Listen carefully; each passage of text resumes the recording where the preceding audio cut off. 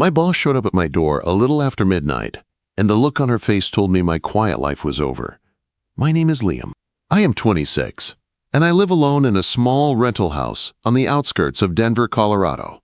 It is a simple two-bedroom place with a cramped kitchen, dark wooden floors that creak when I walk, and a front porch where I hung warm yellow lights just to make the evenings feel less empty. I moved here right after college. I work downtown at a mid-sized media company as a creative specialist. I come up with ad ideas, edit videos, and sit through meetings that feel like they never end. 4 years ago, my parents died in a car accident. One day they were here, and the next they were gone. No warning. No goodbye. I do not have siblings. I do not have family nearby. So I learned how to keep moving with my head down. Work during the day, silence at night. Trails on weekends. Simple meals. Small habits that make grief easier to hide. That Saturday night felt normal. I made tuna salad on toasted bread and ate at the small table by myself. I rinsed my plate at the sink while the fridge hummed behind me. The clock ticked past 11:30. Outside, the neighborhood was still. A car passed on the main road once in a while, but mostly it was quiet. Then the knocking started. It was not friendly. It was sharp and urgent. 3 quick knocks, a pause, then 3 more. My heart jumped for no reason I could explain. Nobody comes to my house that late. I wiped my hands on a towel and walked to the front door. I turned on the porch light and leaned toward the peephole, but I only saw a shadow. I unlocked the door anyway. Cool night air rushed in, carrying the smell of rain from earlier that day. When I opened the door fully, my breath caught in my throat. Charlotte stood on my porch under the soft yellow lights. She was my boss. The head of the creative department. The kind of woman who could quiet a whole room with a single look. She was 38, sharp and steady at work, always in control. Tonight, she wore a deep blue dress with a thin cardigan resting on her shoulders, like she had come from somewhere formal. Her dark hair, usually pinned back in the office, was loose around her face. Her eyes looked tired and red, like she had been holding something in for hours. For the past 2 years, she had lived in my mind in ways I never said out loud. I admired her, but it was more than that. I wanted her in that quiet, dangerous way. She was older. She was my boss. She was off limits. So I trained myself to be calm around her. I smiled in meetings, did my work, and kept my feelings locked up. Now she was here, breathing hard on my porch, like she had run out of air and came to borrow mine. Charlotte, I finally said. Even her name sounded strange inside my house. What are you doing here? She did not answer. She stepped past me and walked straight into my kitchen like her body already knew the way. The door clicked shut behind her. She sat heavily at my small table, her shoulders dropping like she had been holding herself upright with pure will until that moment. She set her keys down with a hard sound and stared at the floor. I stood there frozen. Was this real? Was she in trouble? Was something wrong? She lifted her head and looked at me. The intensity in her eyes made my stomach twist. "I am done pretending, Liam," she said. Her voice was low and rough. "You are the one I want." The words hit me like a door slamming in the dark. I could not move. I could not breathe right. She swallowed, her lips trembling. "I do not want to hide anymore," she said. "I want to stay here tonight." Every warning I had ever learned screamed in my head. She was my boss. People would talk. This could ruin everything. But another part of me, the part buried under routine and long, lonely nights, lit up like a match. I moved to the stove and filled the kettle with water because my hands needed something to do. "Tea?" I asked quietly. She nodded. When I sat across from her, the table felt too small and too big at the same time. She slipped her rings off and placed them beside her keys like she was taking off armor. She told me about a blind date that went wrong. About being told she should settle, slow down, become smaller. About walking out of a beautiful restaurant because she could not take it anymore. I reached across the table before I could stop myself and covered her hand with mine. She did not pull away. Her fingers trembled, then curled into my palm. "I came here because I did not want to be alone," she said. "You look at me like you see through it all." I did, and we both knew it. When she stood in front of me and asked me to tell her to go, I should have done it. It would have been the safe choice. Instead, I shook my head. "Do not go," I said. The relief on her face hurt to look at. I kissed her, slow and careful, like we were both afraid of what it meant. Later, I gave her my bed and took the couch, telling myself it was the right thing to do. I was still awake hours later when my phone buzzed on the coffee table. The message was from Marcus, one of the senior managers at work. "We need to talk first thing Monday. It is about you and Charlotte." My blood ran cold as Charlotte leaned over my shoulder and read the screen. And in that moment, I knew the knock at midnight was only the beginning. Charlotte did not say anything right away. She just stared at my phone like it might change if she looked long enough. The glow from the screen lit her face, and I saw fear there that I had never seen at work. Not the controlled concern she showed in meetings. This was raw and personal. "How could he know?" I asked quietly. She shook her head once. "He might not know for sure." "Not yet. But someone saw something. Or guessed." In an office, guesses spread fast. The room felt colder. The quiet that usually comforted me now felt like pressure. Charlotte straightened her shoulders the way she always did when she was about to handle a crisis. "We need to be smart," she said. "No panic, no hiding. Sunday stays quiet. Monday, we deal with it." I nodded, even though my chest felt tight. When she finally went back to the bedroom, sleep never came for me. I lay on the couch staring at the ceiling, listening to the old house creak, wondering how one knock had turned my life upside down. Morning came too soon.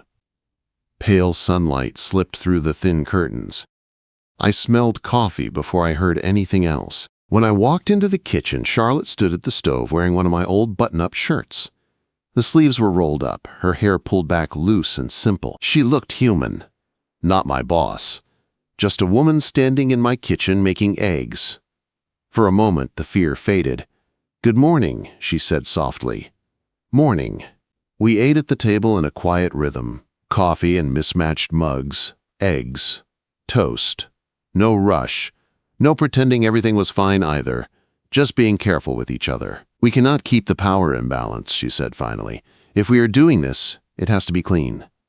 "What does that mean?" I asked. "It means I cannot be your direct supervisor," she said. "I already put in a request for your transfer to the advanced creative team. You would report to Marcus." The words hit me harder than I expected. That team handled bigger clients. More pressure. More eyes. I had wanted that move someday, but I never asked. I never wanted anyone thinking I was getting favors. "I do not want this to hurt you," I said. "It will not," she said firmly. "You earned it. And if anyone questions it, I will stand on the truth." Something inside me steadied. This was not reckless. This was Charlotte thinking 10 steps ahead. That afternoon, she stood at my front door with her bag over her shoulder. She kissed me once, slow and sure, then walked down the porch steps into the bright day. I watched her go, my heart caught somewhere between fear and hope. Monday came fast. The office felt different the moment I walked in, like the air knew something I did not. Marcus called me into his office first thing. He shut the door and leaned against his desk. "There are rumors," he said, "about you and Charlotte." I forced myself to breathe. "I care about her," I said, "and I respect the company. I will keep things professional." He studied me for a long moment, then nodded. "She already requested your transfer. It makes sense. Your work has been strong." Relief washed through me so fast my legs felt weak. "Here is how this goes," he said. "You move teams. No drama. No games. If anyone files a complaint, it gets reviewed. Understood. Understood." The transfer happened quickly. HR meetings. Signatures. A polite announcement about my new role. On paper, it was clean. In real life, people noticed. Whispers followed me through hallways. Looks lingered. One coworker joked about my lucky timing. I laughed it off, but it burned. I worked harder than I ever had. Late nights, tight deadlines, clients who did not care about rumors, only results. I refused to let anyone question why I was there. Charlotte carried her own weight, too. People tested her with polite doubts wrapped in professional language. She stayed steady, calm. But at night, when she came to my house, I saw the toll it took. One evening, she walked in, shut the door, and leaned into me like she had been holding herself together all day just to fall apart here. There was an anonymous complaint, she said quietly. Favoritism. Anger rose in me, hot and sharp, but she pulled back and looked at me with tired eyes. I used to be so strong. Why do I feel weak now? You are not weak, I said. You are human. And you did nothing wrong. Weeks passed. The gossip faded as my work got louder. A major campaign landed. A client praised my ideas in a review meeting. My name showed up in an industry newsletter. Compliments stopped coming with smirks. One Friday, I brought her white daisies. She froze when she saw them. You remembered, she said. I did. We built small traditions. Cooking together. Cheap wine on the porch under the yellow lights. Quiet laughter. Her reading while I worked. The house felt warmer. Less empty. One weekend, we escaped to a small cabin in the mountains. No emails. No meetings. Just pine trees and clean air. We hiked slow trails and sat under a wide sky. She leaned against me and said, "You do not have to be perfect to be enough." A year after that midnight knock, my house no longer felt lonely. Her mug lived in my cabinet, her books stacked on my nightstand. She did not move in with a big decision. She just stayed. One crisp fall evening, we sat on the porch steps under the lights. She rested her head on my shoulder. "Ever regret it?" I asked. "Choosing me?" She looked up and smiled like the answer was easy. "I only regret that I did not knock sooner." I squeezed her hand, thinking about how close I had come to saying no, about how quiet my life had been before her, and how alive it felt now. The calm did not last forever. I should have known better than to believe it would. It started small, a look that lingered too long in the hallway, a pause in conversation when I walked into the break room. Nothing loud, nothing obvious. Just enough to remind me that offices have long memories and short patience. Charlotte felt it too. I could see it in the way she held herself at work, a little straighter than before, a little more careful. She stopped stopping by my desk entirely. Emails only. Meetings only. When we spoke, it was clipped and professional, like strangers who shared a secret they refused to touch in daylight. At night, it was different. She would come over after work, sometimes exhausted, sometimes wired, always carrying the weight of the day on her shoulders. My house became the place where she let it drop. Shoes kicked off by the door. Hair pulled loose. Silence that did not demand anything from her. One night, she stood in my kitchen staring out the window like she was watching something only she could see. "They are reviewing department structure," she said. My chest tightened. "What does that mean?" "It means eyes on me," she said. "Budgets. Leadership. Everything I do is being watched." I stepped closer and rested my hands on her hips, grounding both of us. "You have handled worse." She turned and looked at me, really looked at me. "I am not afraid for me. I am afraid for you." I shook my head. "I can take it." She reached up and touched my face gently. "I know you can. I just hate that you have to." The pressure followed us everywhere. Even on good days, it hovered, like a storm sitting just beyond the mountains, quiet, but waiting. Then came the invitation. Marcus called me into his office late one afternoon. He smiled in that careful way managers do when they are about to test you. "We are hosting a client retreat this weekend," he said. "Team leads and a few key creatives. Charlotte will be there." My heart skipped. A weekend. Away. Together, but not together. I want you there, he added. It is a good opportunity. I nodded, even though my stomach felt tight. Of course. The lodge was 2 hours outside the city. Beautiful. Polished wood, big windows, mountains stretching out in every direction. It felt like the kind of place meant to impress people with money and time. Charlotte arrived an hour after I did. She wore a simple black sweater and dark jeans. Professional. Calm. When her eyes met mine across the lobby, something quiet passed between us. Not longing. Not fear. Understanding. The weekend was a careful dance. Meetings during the day. Strategy sessions. Dinners with wine and laughter that felt just a little too loud. Charlotte led with her usual confidence. I spoke when needed and listened when it mattered. We did everything right. At night, we stayed in separate rooms.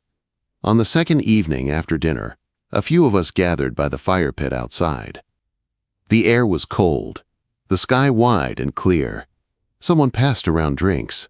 Conversations blurred together. A junior executive leaned toward me, lowering his voice. You and Charlotte seem close. I kept my expression neutral. She is a good leader. He smiled like he knew something. Must be nice to have someone like that in your corner. Before I could answer, Charlotte's voice cut in, calm and firm. Liam earned his place here. The man laughed it off, but the moment stayed sharp. Later that night, there was a knock on my door. I opened it to find Charlotte standing there, wrapped in a coat, her hair loose, her face tight with something she had been holding in. I should not be here, she said. I stepped aside anyway. She walked in and stopped near the window, arms crossed. I hate this, she said. I hate pretending I do not want to reach for you. I hate that every choice feels like a risk. I closed the distance between us. We did not touch. Not yet. I hate it too, I said. But I do not hate us. She looked at me then, really looked at me, and something softened. She leaned her forehead against my chest, just resting there, breathing me in. If this ever costs you something you cannot get back, she whispered, you have to tell me. I will, I said. And if it costs you, you tell me too. She nodded against me. We stayed like that for a long time. No kisses, no lines crossed, just closeness. The next morning, the retreat ended without incident. No explosions, no accusations, just polite goodbyes and the long drive back. I thought maybe that was it, that we had passed the hardest part. I was wrong. 2 weeks later, Charlotte came to my house earlier than usual. She did not take her coat off. She did not sit down. They offered me a position, she said. My heart lifted, then stalled. Offered you what? A director role. Chicago. Bigger scope. More money. More distance. The word landed heavy between us. When? 3 months. I stared at her, trying to find the right reaction. That is incredible. It is, she said, and it is not. I stepped closer. What does it mean for you? It means everything I worked for, she said. And it means leaving you. The room felt smaller, louder. I forced myself to breathe. What do you want? I asked. She looked at me like that was the hardest question anyone had ever asked her. I do not know. I never planned my future with someone else in it before. I do not know how to choose both. I took her hands in mine. Then we figure it out. Together. She searched my face, like she was afraid of what she might find there. I do not want to ask you to give up your life for me. I will not give it up, I said. But I might change it. Her eyes filled, just a little. You would consider it. I would consider you, I said. She leaned into me then, holding on like she was afraid I might vanish. I wrapped my arms around her, feeling the weight of what she was asking without asking. Outside, the porch lights flickered on as the sun went down, the same lights that had been glowing the night she knocked on my door. Only now, the question was not whether to open it. It was whether we were brave enough to walk through it together. For days after she told me about Chicago, The house felt different. Not empty, not quiet, just unsettled. Like furniture had been moved in the dark, and my body kept bumping into the wrong corners. Charlotte did not rush me. That almost made it harder. She came over like she always did. She cooked with me. She sat on the porch under the yellow lights. She laughed at my bad jokes. But there was a careful space between us now, like both of us were afraid that one wrong word would tip everything over. I was the one who finally said it. We were lying on the couch one night, her head on my chest, the TV playing something neither of us was watching. I ran my fingers through her hair and felt her tense slightly, like she already knew. "You are really thinking about going," I said. She went still. "Yes." I took a slow breath. "Are you thinking about going without me?" She lifted her head and looked at me. "I do not want to," she said honestly. "But I am scared to want something I do not know how to build." I nodded. That made sense. Too much sense. "Chicago is not just a job," I said. "It is a whole life." She smiled sadly. "I know. New office, new city, new expectations. No past following me around." "No me," I thought, but I did not say it. "I am not asking you to decide tonight," she said quickly. "Or tomorrow. I just did not want to hide it from you." I reached for her hand. "Thank you for that." At work, the tension crept back in. Charlotte's possible move was not public yet, but leadership shifts never stayed secret for long. Meetings felt sharper. People postured more. Everyone wanted to be seen. Marcus pulled me aside one afternoon. "I hear Charlotte might be leaving," he said casually. "Might," I said, matching his tone. He nodded. "If she goes, things will change around here. For everyone." I knew what he was really saying.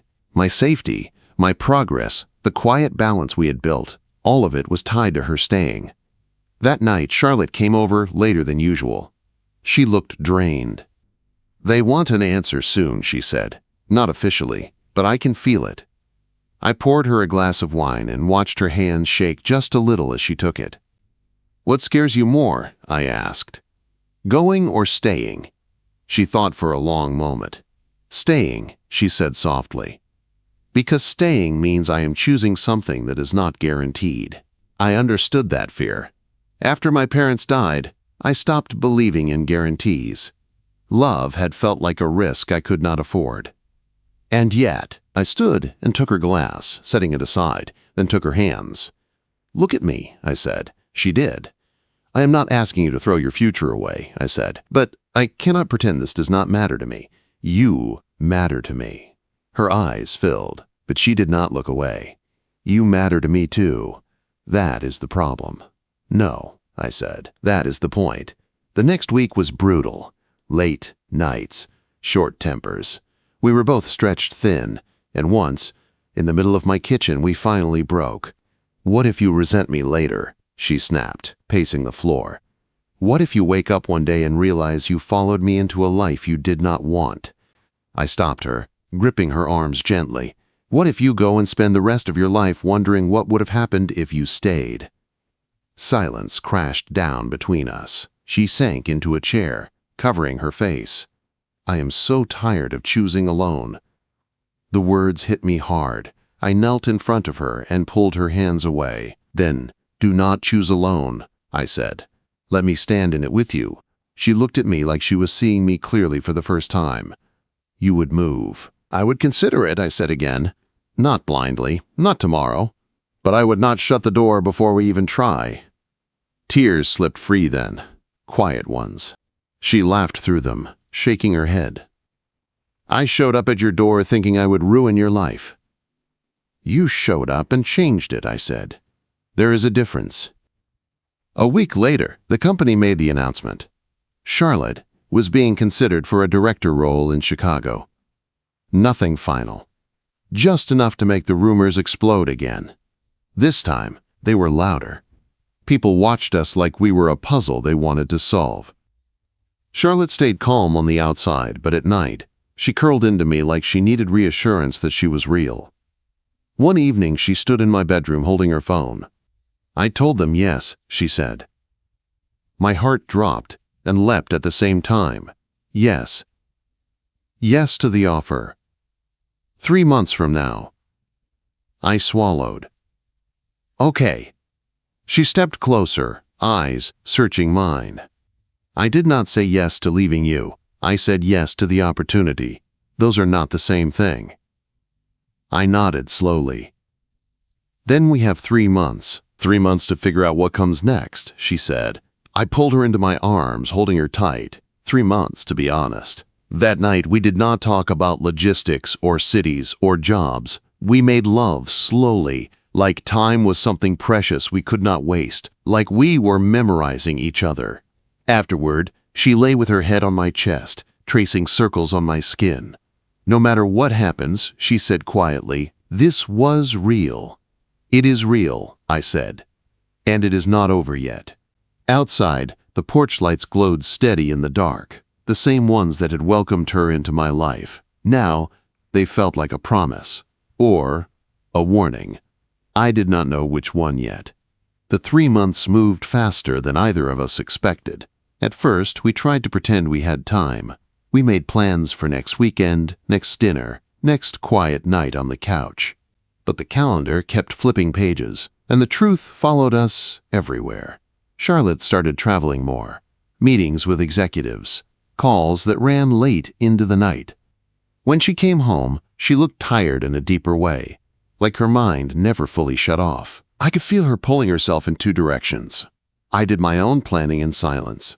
I researched Chicago late at night, neighborhoods, rent prices, job listings. I did not tell her at first, not because I was hiding it, but because I needed to know if I was doing it out of fear or out of choice. One night, as we sat on the porch wrapped in a shared blanket, she finally said it. I am scared you will wake up one day and realize this is not what you want. I watched the porch lights glow against the dark street. I am scared of that too, I admitted. But I am more scared of losing you and always wondering if I ran away too soon. She leaned her head against my shoulder, quiet. The city hummed far away, distant and small. A week later, I told her. I have been looking at jobs in Chicago, I said carefully. She lifted her head fast. You have. Yes. Her eyes searched my face, waiting for the catch. Why did you not tell me sooner? Because I needed to be sure, I said. I needed to know I was choosing this, not being dragged into it. Her voice dropped. And what did you find? I took a breath. Opportunities, teams that do similar work, some that do bigger work. It would be a challenge, she swallowed. You would really move, I nodded. Not blindly, not without a plan, but yes, I would try. The relief on her face was immediate and painful to see, like she had been bracing for loss and finally loosened her grip. She stood and wrapped her arms around me, holding on tight. I do not want to trap you, she said into my shoulder. You are not trapping me, I said. You are inviting me. The last month was the hardest. Work intensified for both of us. My transfer had put me under more pressure, and I welcomed it. I wanted to leave Denver knowing I had earned everything I carried with me. Charlotte trained her potential replacement, documenting systems, preparing the department like she always did. Thorough, responsible, exhausted. At home, we tried to savor small things. Cooking together, walking the neighborhood at dusk, sitting on the floor listening to old records. Some nights were filled with laughter, others with quiet that felt heavy but honest. Then came the night before her final meeting. She came over late, her coat still on, her bag slipping from her shoulder. The moment the door closed, she leaned against it and closed her eyes. Come here, I said softly. She crossed the room and rested her forehead against my chest. I wrapped my arms around her, feeling the tension in her body. If tomorrow goes wrong, she said, everything changes. If tomorrow goes right, I said, everything still changes. She laughed quietly. When did you get so wise? When I stopped pretending I was alone, I said. She pulled back just enough to look at me. You really are coming with me. I nodded. I accepted an interview. 2, actually. Her breath caught. You did not tell me that part. "I wanted to surprise you," I said. She smiled then, wide and real, and the fear in her eyes softened. She reached for my hand and laced our fingers together, the same way she had that first night at my table. "No matter what happens tomorrow," she said, "I am not walking into this alone anymore. The meeting went well. Better than well." She came to my house that evening with a smile she could not hide. "They want me," she said, officially. I pulled her into a hug, lifting her off the ground for a second before setting her down. "I am proud of you." She cupped my face. "I would not have done this without you." The final weeks passed in a blur. Boxes appeared around my house. Her apartment slowly emptied. We sold things, donated others, kept only what mattered. Every item felt like a small goodbye. On our last night in Denver, we sat on the porch under the yellow lights. The house looked the same, but it felt different now, like it was releasing me. "I used to think this place saved me," I said quietly. "It did," she said, "and now it is letting you go." I looked at her, really looked at her, and felt a calm certainty settle in my chest. Not excitement, not fear, just truth. "Tomorrow, everything changes," she said. I squeezed her hand. "Tomorrow, everything continues." She smiled and rested her head on my shoulder. And for the first time since that midnight knock, I did not feel like I was standing at the edge of something unknown. I felt like I was finally walking forward on purpose. The drive to Chicago was quiet in the best way. The car was packed tight with boxes, bags, and pieces of two lives pressed together. The road stretched ahead of us, long and open.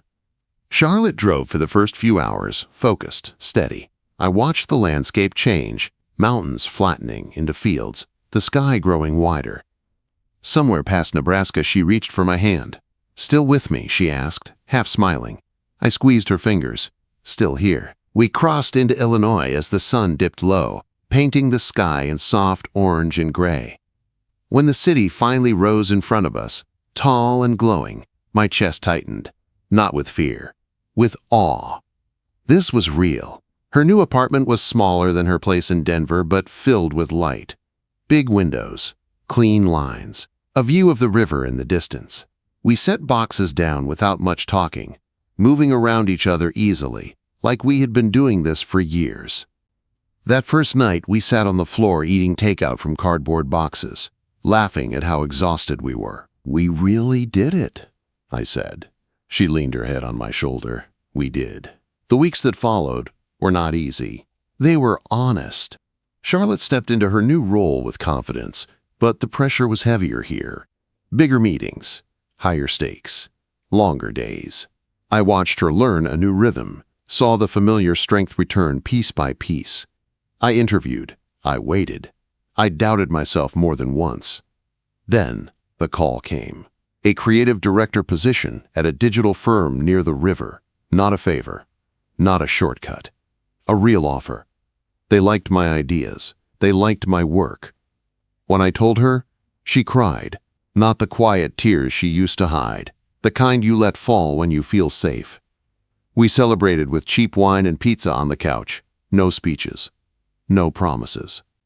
Just a shared look that said, "We are doing this right." Life settled into something steady. Mornings with coffee and soft light. Evenings cooking together, trading stories from our days. Weekends exploring the city, walking along the water, finding small places that felt like ours. At work, we were careful, professional, separate. But at home, we were easy, real.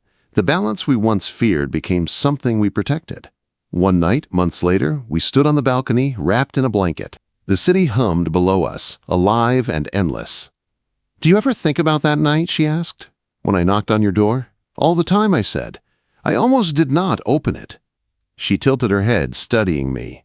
"What would have happened if you had not?" I thought about my old house, the quiet, the routine, the loneliness I had learned to live with. "I would have survived," I said, "but I would not have lived like this." She smiled and rested her head against my chest.